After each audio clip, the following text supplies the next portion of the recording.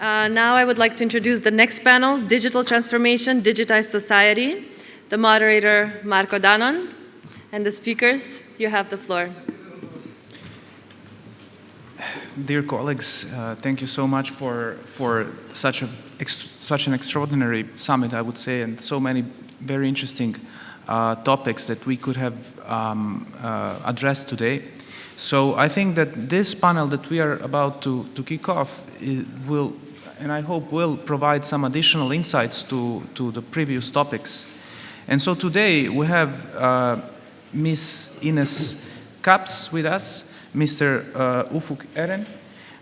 We also have Miss Aneta Trpovska, and when we are, of course, speaking about digitalization, we also have one online presence of Mr. Blaž Brodnjak, who is, if I'm not mistaken, connecting from Ljubljana.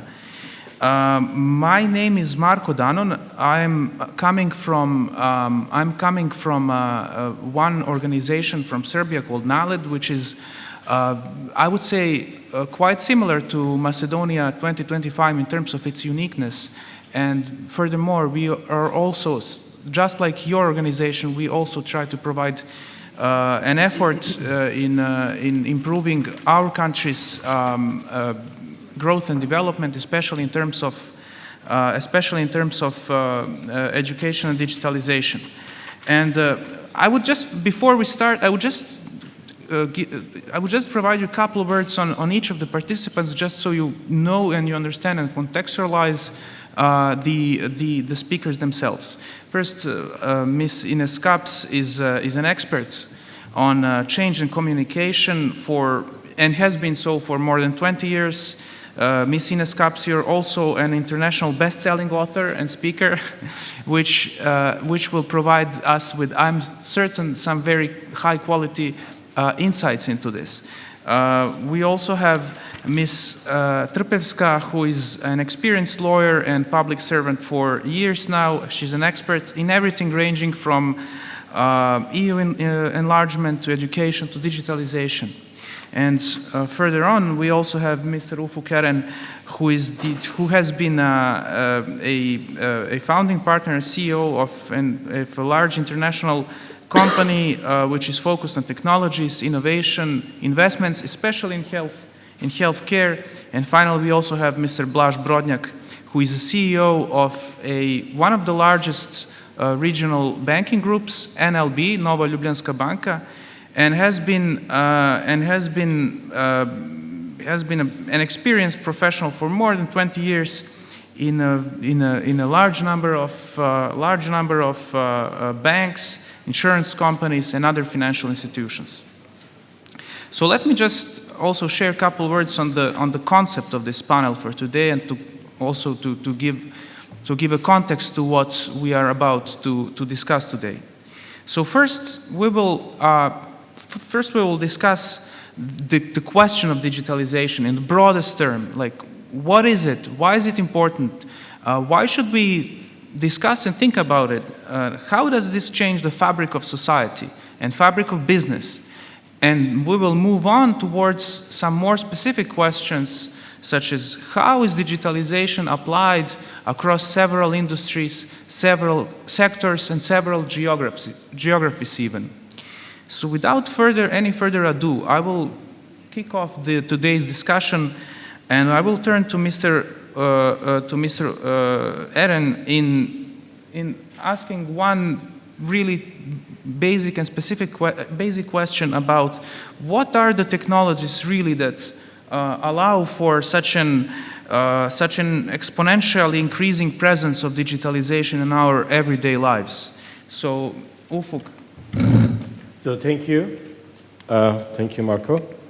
I think we achieved the best panel because we have the gender diversity the best, 50-50. So please, this is the condition. So good afternoon, Macedonia, or Northern Macedonia, and happy to... All right. So I was again 5 or 7 years ago, again with you in Ohrid, and this is my second opportunity to have a speech on to you. And I want to thank to the organization team. Thank you very much. And I want to start with my first statement. The future is faster than you think. So, okay. So we are living during the most extraordinary time in human history. So no one else has any idea how fast things are changing. We are living during the highest wealth, access to the information, the power of computers. All this takes us into another dimension.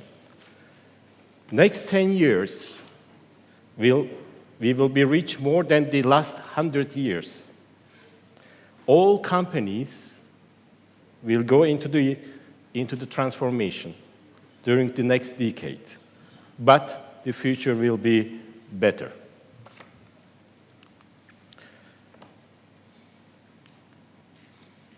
I have a problem with this. Okay. So, all of us in this big room are looking with our 100 billions of neurons and 100 trillions of the synapses to the world. That was same as 100,000 years ago when we were in Africa, in the steppes of Africa. It's linear and local, no change, and everything is stable. Okay, now this is too much. Okay. And today, the world is exponential and global. In milliseconds, we know what's happening in Rwanda. So the red curve in this slide indicates us, our children, our families, politicians, our customers. And the yellow curve in this slide is the artificial intelligence, robotics, 3D sensors, synthetic biology, and blockchain, which we are investing. All of these technologies are doubling their power each year. The gap between the yellow and the red curve is the disruptive stress or opportunity. So, converging of the new technologies will bring new business models, and these technologies are restructuring the sectors, as you can see, which I mentioned, from artificial intelligence to blockchain. And now, this is which I like very much, this philosophy. So with my 30 steps, if I started to walk in this big room, I can come maybe to the 1/3 of this big ballroom.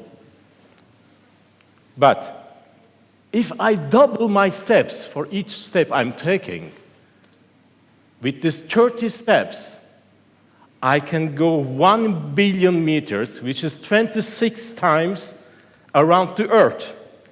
This exponential thinking can give disruptive power to the companies. This thinking has come from Gordon Moore's law, which he founded Intel in 1958.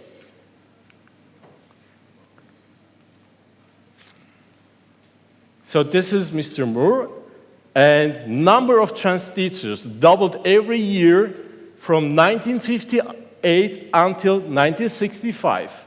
And this is continuing the last 50 plus years. And you can see here, in 1958, one of the first the circuit with the 2 transistors. In 1971, the same with 2,300 transistors in an IC. And then in 2018, it's 7 billion transistors in the same size. And the cost, you can see how it's going down. So this is another description, how the change is coming from. On the left side, in 1956, 5 megabyte, this old case, and it was cost what, $120,000 US. And now we can buy under $100 a 1 terabyte, a small memory. And this is the last slide from the first session. I like this very much because it gives you a feeling where we are going. So with the $1,000 of computer you buy in the market, what is the capacity? What can you do with $1,000 of computer? You can see in 2020, it is the same computational power of an insect. And if you go in 2050, it will become the same computational power of a mouse. But if you go 2060 and up, then you become the one human brain, the same computational power of mine, you can buy with the $1,000 of computer. And what will happen in 2100? $1,000 of computer will have the capacity of all human brains. So Marko, that was my first part. Thank you so much, Ufuk. And we really wanted to have a technological background of it all, and I wasn't even dreaming that we would go maybe this deeply in the subject. And thank you so much for that. So we are living, as I understand, within an exponential growth curve. So okay, so how does this change us? And is there anything, Ines, that we should be at least wary of? Well, how does this change us as a society, and who is society? So to kick off this discussion, I would like to ask in the audience, this is my credit card. Who is interested in my credit card? Who would love to have my credit card? Yeah. Not too much, so good. This is my business card. A picture of my personal data. Anyone interested in the personal data? Also a little bit. So the point I wanted to raise is the change in society and the how we apply and use our technologies is probably, we are here in a small bubble, and AI and new technologies and all this growth is something that is familiar to us. But when we talk about this society, it's also you and me, it's my parents, it's my grandparents, and how do we take them with us? How do we take them with us on the journey and into using new technologies, into accepting technologies? And when we think about, let's say, security and resilience, cybersecurity resilience, you as businessmen and businesswomen probably know the term, you're gonna get hacked at some point in time. It's not a question if, but it's a question when and how you react to being hacked. And we as a private person, we as society, well, how do we deal with this? How do we deal if my personal bank account is gonna get hacked? And how resilient am I? So these are also the questions where we say, as a society or as personal, private people, how do we react and how do we communicate and educate ourselves to deal with these challenges? And coming, let's say, from, I'm Austrian, I'm currently living in Germany, and for me, these countries, I would say in terms of digital transformation are more on the slower side, so the change and the implementation of digital technologies in governmental institutions could be faster, I would say. And it's also a huge discussion on, well, how do we take all people who are not using the fastest technologies and in everyday life, how do we take them with us? How do we prevent them from being afraid? Because, I mean, AI, what do I lose? Do I lose my job? Do I lose, how can I keep up if I'm not an expert in IT? I've never programmed. So am I losing my job if I don't know how to program an app?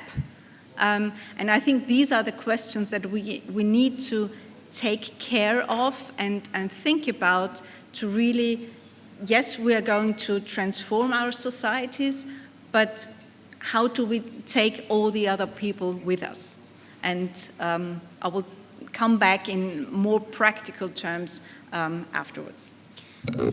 Thank you so much. I must say I wholeheartedly agree with you in relation to one of the, I would say, Sustainable Development Goals of the UN. One of the ideas behind is that leave no one behind. In this context, yes, we need digitalization, but let's bring the whole society together. Let's all reap the benefits of it.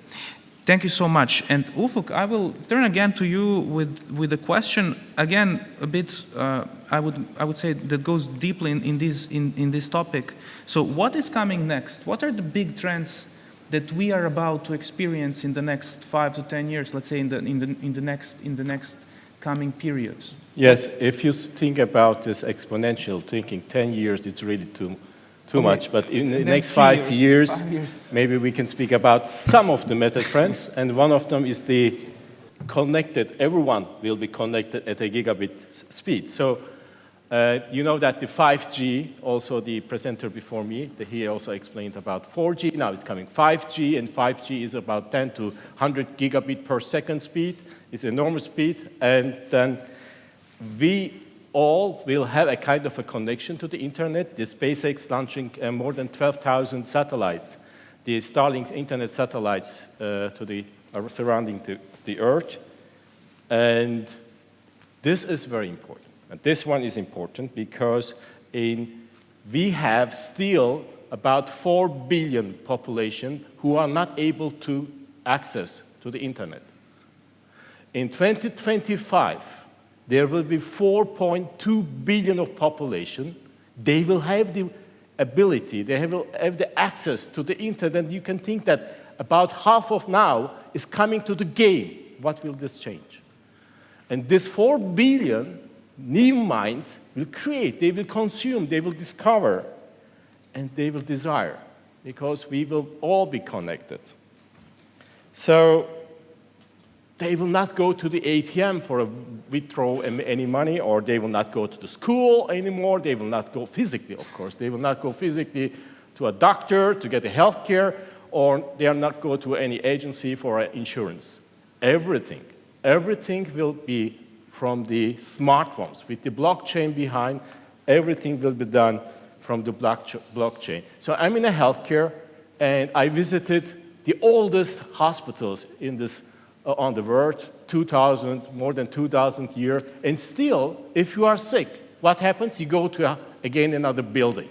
But with this technology, 724, the healthcare will be with you wherever you are. So this 4 billion newcomers who will have the access to the internet will have a huge implication in innovation. All this will be also a strong leverage for the global growth. Of course, not only the people will be connected, also all the things, the Internet of Things, everything will be connected. In 2015, there were 15 billion things were connected with the sensor. In 2020, it is 1 trillion sensors with 50 billion devices. In 2030, it will be 5 billion devices and 100 trillion sensors. So that means we will know anything, anytime, anywhere. So that was one of the first connected society. So this is in New York, in Manhattan, the 5th Avenue in 1904. So what you see here, there are only 2 cars, motor cars. The others are horse cars. What happens about 13 years after? This is the same street, the 5th Avenue in New York. So you see, no more horse cars, all are normal motor cars. And that will happen also to autonomous cars. And most probably, in a few years, you will not own a car, and you will not need a garage in your house. You can plan to make an extra bedroom for it. And the ones who have children who is 5 years and younger, maybe they will never drive a car in their lifetime. So this is another thing, this drone taxis. So they started their first trial in Dubai. And that was the first. And the second metatrend is artificial intelligence. So there will be two kinds of companies at the end of this decade. Those who are using AI and those who are out of the business. Sundar Pichai, the CEO of the Alphabet, artificial intelligence could have more profound implication for humanity than electricity or fire. This is his statement. Elon Musk, companies have to race to build AI or they will be made uncompetitive. Essentially, if your competitor is racing to build AI, they will crush you. This is from the Forrester predictions. AI, in 2020, AI-driven companies will take about 1.2 trillion from the competitors by 2020. AI will generate 2.9 trillion in business value and recover 6.2 billion hours of worker productivity in 2021. And by 2030, the potential contribution to the economy from artificial intelligence will be $15.7 trillion, and the global GDP could increase by 14% as a result of AI. It's a statement from PwC. So now, where are we using AI? For example, this is an example from AI beats human lawyers in contract reading competition. For example, human reads in 92 minutes with 85 accuracy the same contract. The AI, 26 seconds, and 94 accuracy. This is from the legal sector. Another one, if this works. Okay, this is exactly my field, the computer tomography. Oops, it was too much. AI can detect the brain aneurysm on CT scans with 97.5% sensitivity. And also, the US authorities, Food and Drug Administration, they already accept algorithms, which are AI algorithms, in respiratory and heart attacks. So the other meta trend is human longevity and health span. So this is the Time magazine. So our genomes are our future, and our destiny is written in our genes. So we have 3.2 billion of nucleotides. They are coding our body, okay? The human genome sequencing in 2001, which is about 21 years ago, costed $100 billion, and it was lasting for 9 months. And now, it costs only $100, and you can get it in 1 hour. So this is a 1 million-fold increase in performance. This is the exponential thinking. Could we please pass to the practical implications now? Okay, so this is the other thing. So we only not reading the genes, we can also edit the genes, and we can also treat the diseases, and I go fast, and also we all know that in less than 1 year we have the mRNA vaccine, and so the next slide, the last one, is this one. In 2035, all our brains will connect to the cloud. So here, what I feel, my friend in Japan can also feel the same. Thank you. Thank you, Ufuk, so much for your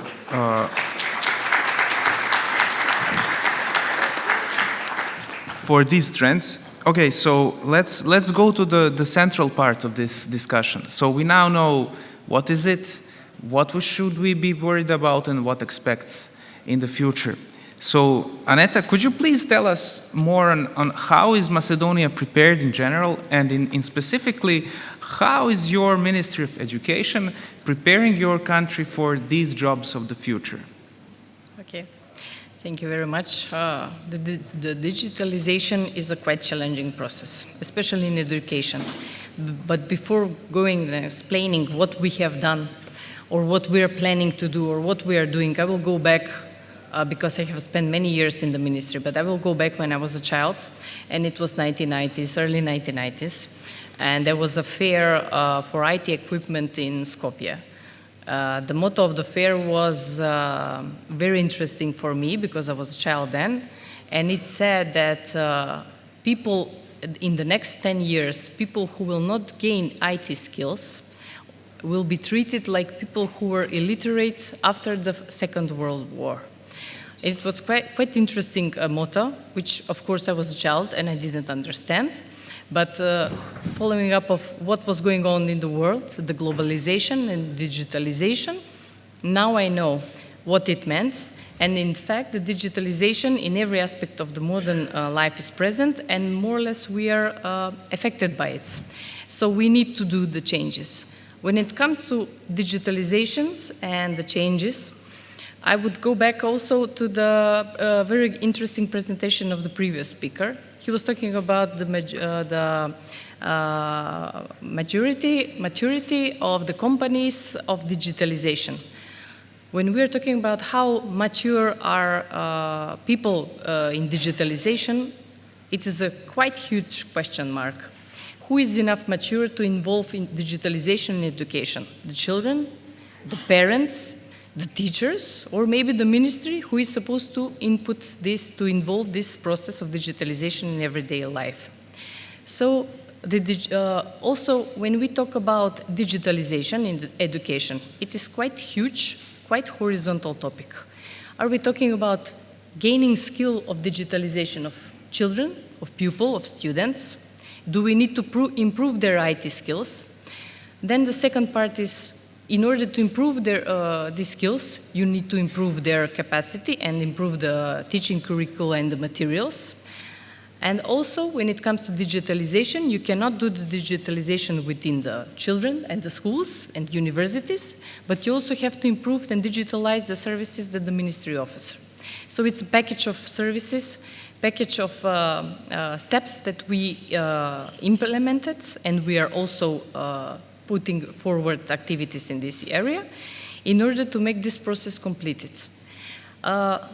It's fact that the digitalization in educational sector didn't start from 2 years ago.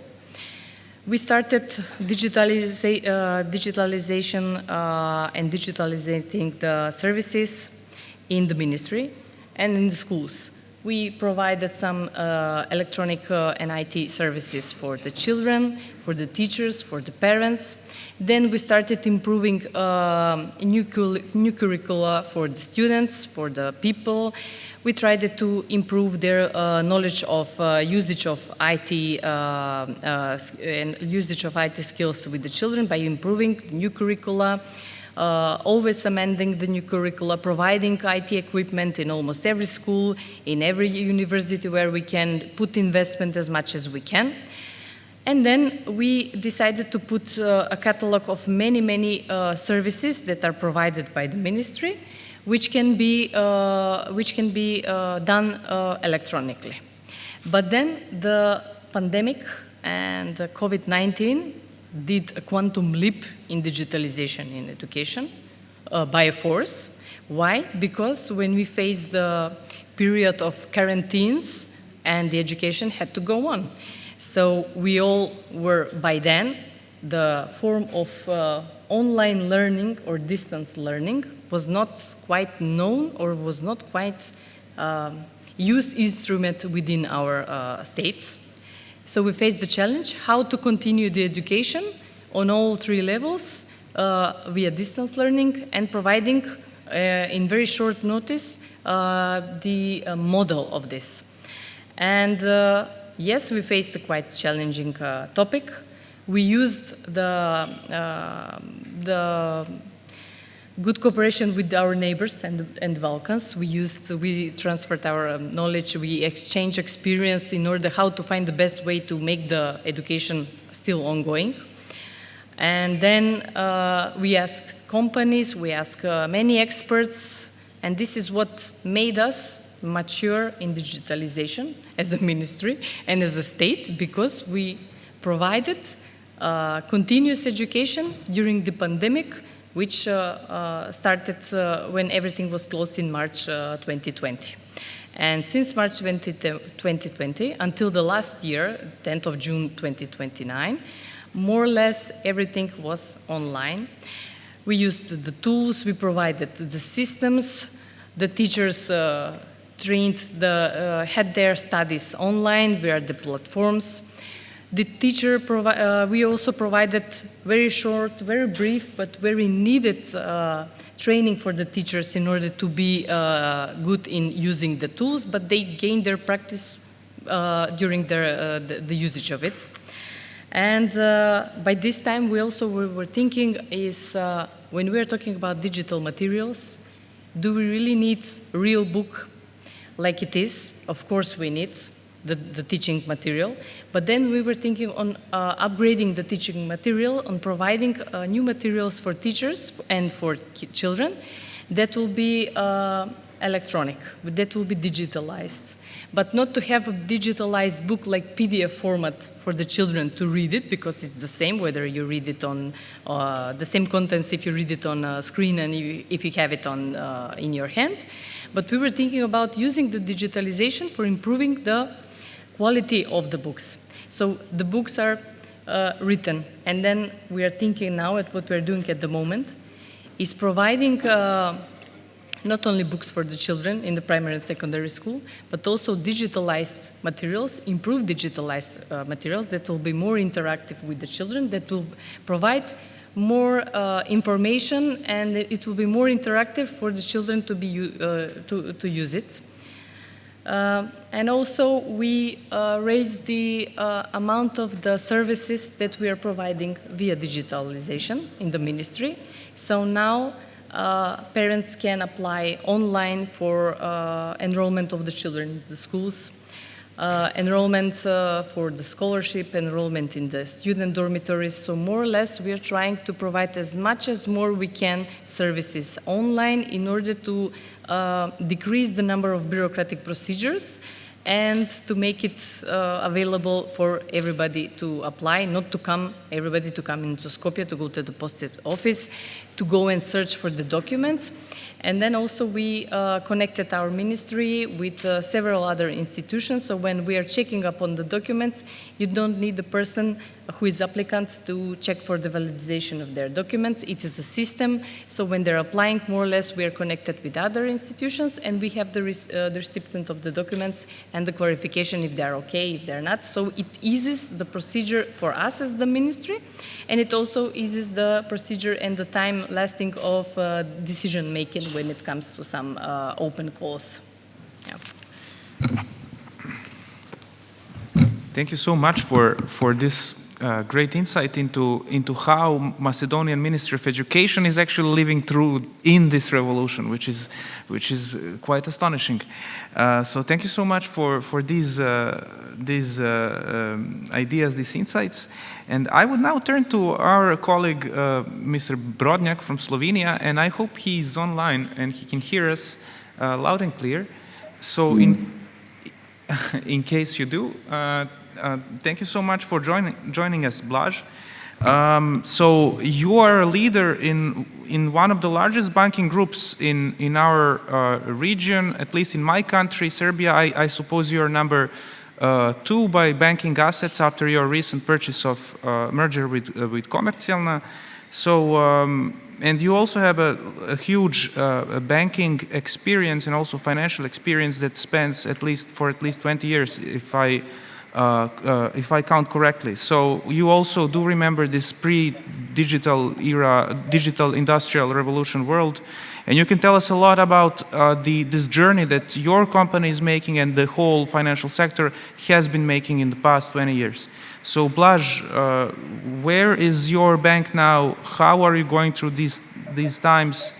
What are the difficulties and how do you see it all? Dobar den, and good afternoon, everyone. Warm greetings from Ljubljana. I unfortunately couldn't join physically, and I congratulate the organizers for assembling such a great bunch of people. So I was really enjoying the panel so far. Learning from the best is always good, and especially Estonian example, and in last year's Serbian example are inspiring us. I'm actually assuming supervisory board roles in Serbia, Macedonia, and North Macedonia and Kosovo as we speak. Otherwise, I have been actually supervisory roles, managerial roles in all countries of Western Balkans plus Slovenia and Croatia in various industries. So I know the region very well. And I belong to one of the greatest promoters, I believe, of the connected region as per the Scandinavian model. So I do believe that Open Balkans is a noble initiative that has to be upgraded by Croatia and Slovenia joining this free economic zone to really be mobile in terms of exchange of talent, goods, services, and capital. When it comes to digitization, we have pretty mixed bag of experiences, right? And this is based on, I would say, different levels of maturity of legislation and different levels of maturity of understanding the challenges of today, right? Today's challenges. So in Slovenia and Serbia, the legislation has been pretty advanced. So you can actually virtually authenticate people, you can onboard effectively, you can underwrite certain lending products and so on, whereby in other countries it is still lagging behind a bit. And this is true for actually the client interaction on one side, and the other side, the regulatory aspect. You know that financial industry, not limited to banking, is extremely regulated. And these reports that are required, the documents that are required. Just a plastic example, I'm a more concrete person that I talk about really concrete examples. So if I have to resubmit materials and documents for my supervisory board position in, for example, North Macedonia, I still need to provide a written copy of the document, which is actually notary verified and connected, bound together by a 3-color rope physically, right? That's nothing else but no digitization, especially when it comes to the verification of the university degree that is the same for 20 plus years. It didn't change. So once submitted to the body should be enough. But since this is a new fresh process, it has to be resubmitted. Right, so these are these small details that, of course, are somehow compromising the whole idea. But I believe that there is now a proper recognition in all the countries that this needs to change rapidly. So in Bosnia and Herzegovina, for example, there is no digital signature existing. You cannot sign anything digitally because digital signature is not acknowledged as a valid signature.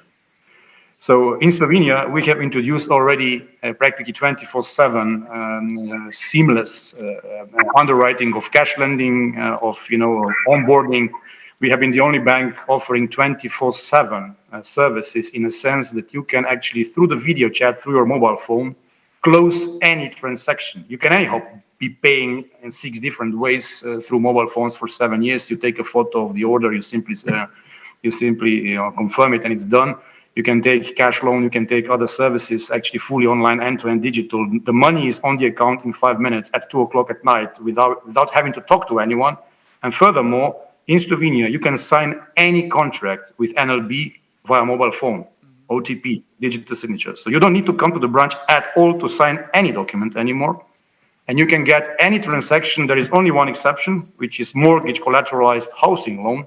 Everything else you can close on spot at 2 o'clock at night from anywhere on the planet via mobile phone. So this is really a revolution in terms of client experience. So digitization in finance industry is tackling actually 2 things. One is a significant improvement of client experience. So really you can do this from your sofa whenever it is the most convenient for you. And secondly, this is obviously addressing sustainability agenda because clearly, you don't need to commute anywhere. You don't need to actually, be thinking of this anymore at all. It's becoming embedded into, your decisions. Then I would be simply adding the entire AI dimension to be really practical. Banks are sitting on transactional data universe, which I call the treasure, because we exactly know, of course, as long as you're using bank services, so payment order, or you pay through our payment systems, or you're using our credit card.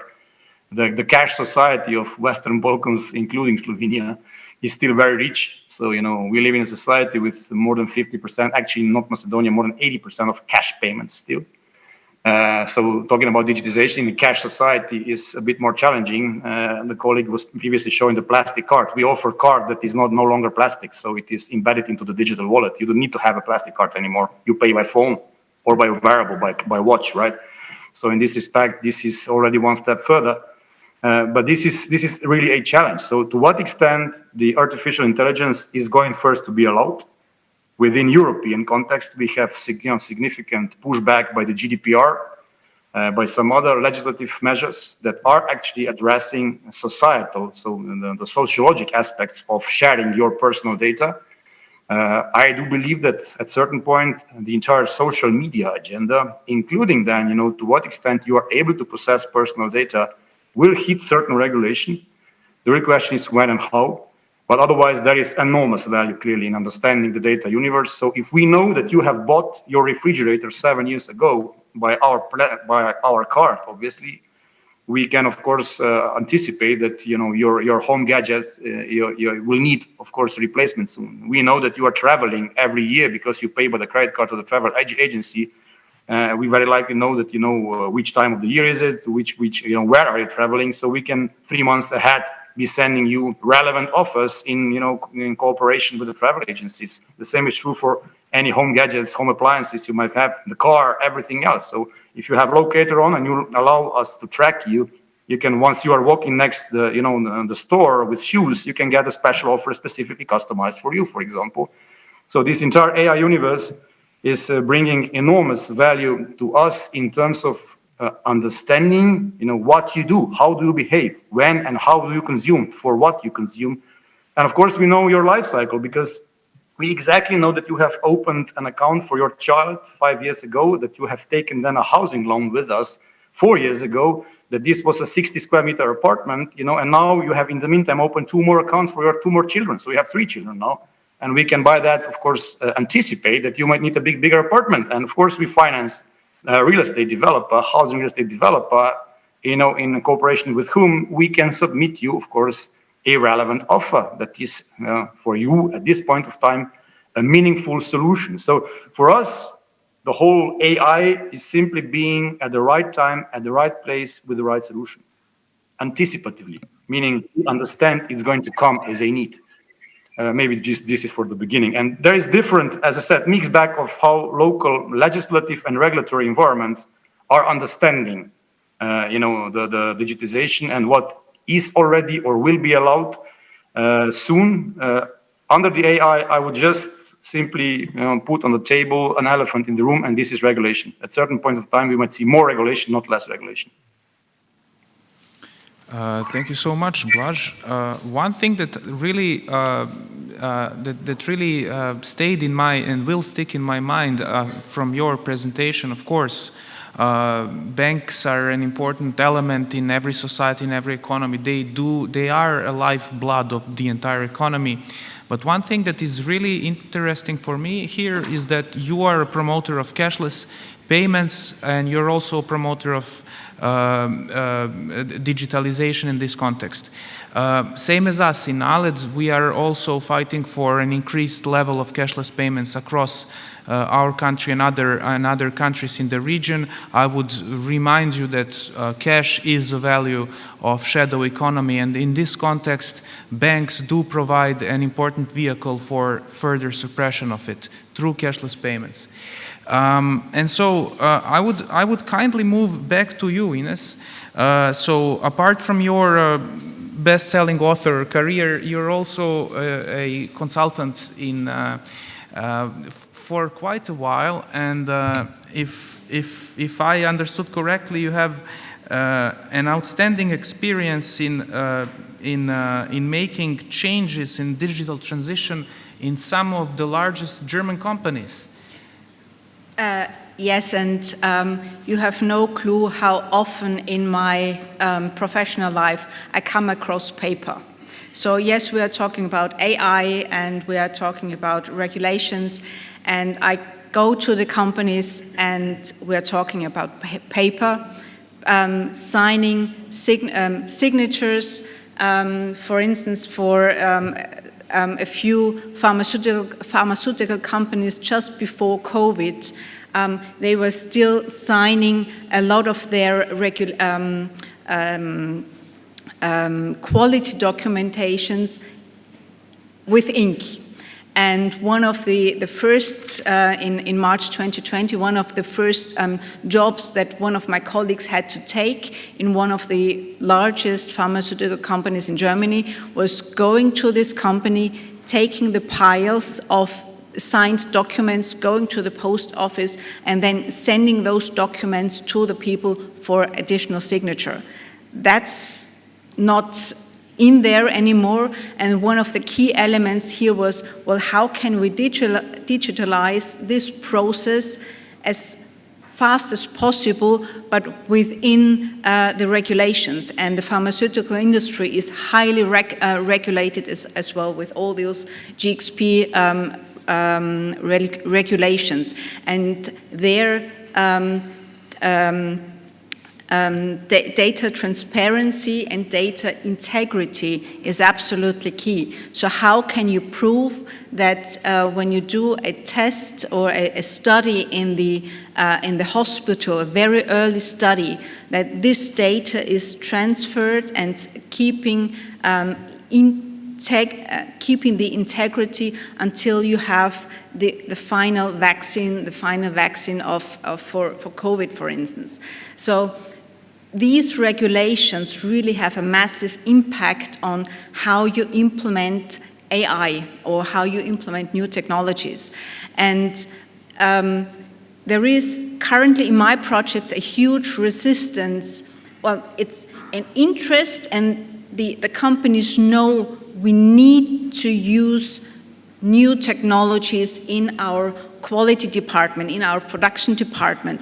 But there is also this huge fear, well, is our data still, does it still have the integrity? Can we prove 15 years from now that we have done the right tests? Because currently when you think of the archiving your digital data 15 years from now, how do you do?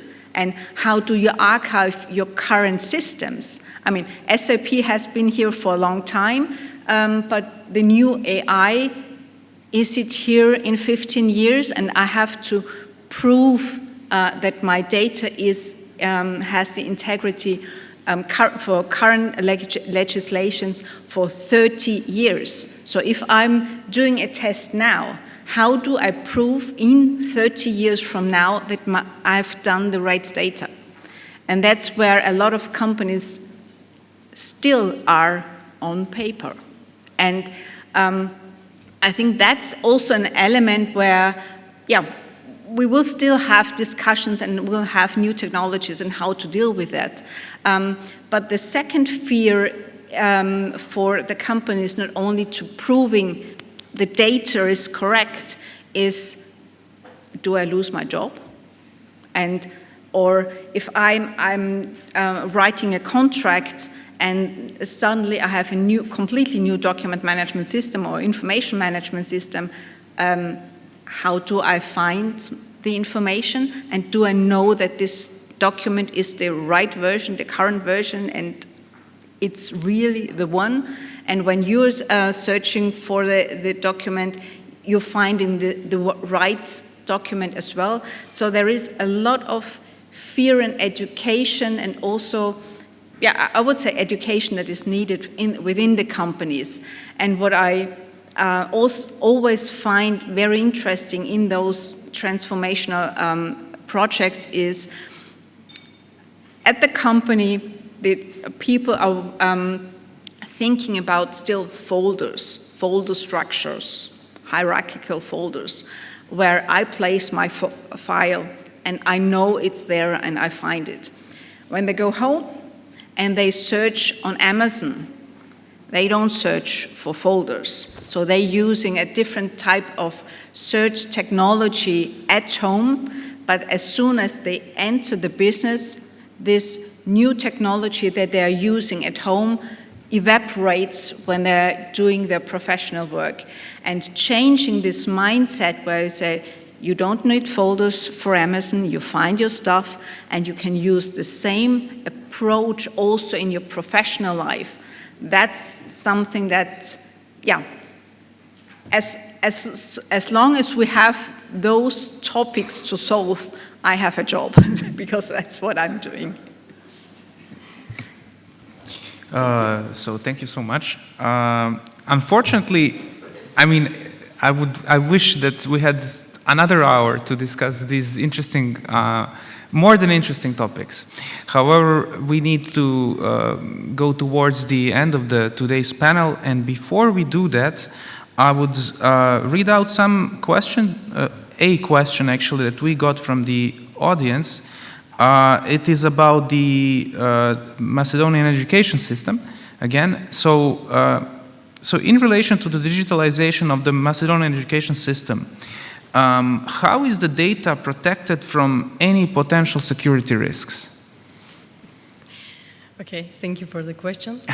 So as I said, digitalization in education is consisted of many parts of digitalization. So it's one, digitalization of the services that we need, that we provide as the ministry. The second digitalization is of the training, of the education, of the curricula, the process. And also there is a digitalization in administrative work of the teachers and the schools.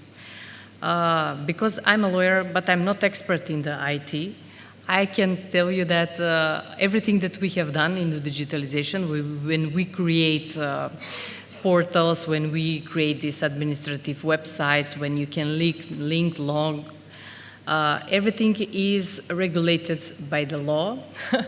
And so far, we have engaged many experts and many companies in order to provide security of our networks, where the data are protected and stuff like that.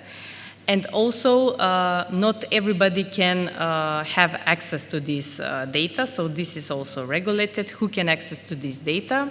The users, those that are administrating the networks and the data, those that are creating the portals, and concerning about the cyber protection, I think it's in the hands of the IT unit within the ministry, which are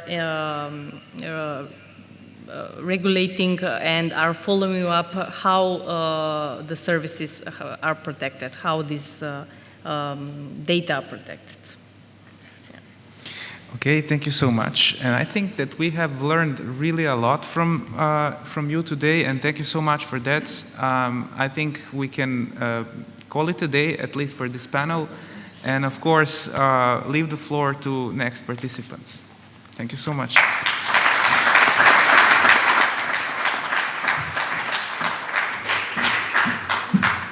Thank you so much for a most interesting panel discussion. Our Board of Directors member, Mike Zafirovsky, would like to say a few words. Mike. Yeah, this will be very short. First of all, I did think there's a very ambitious agenda. I wish we had another hour for it.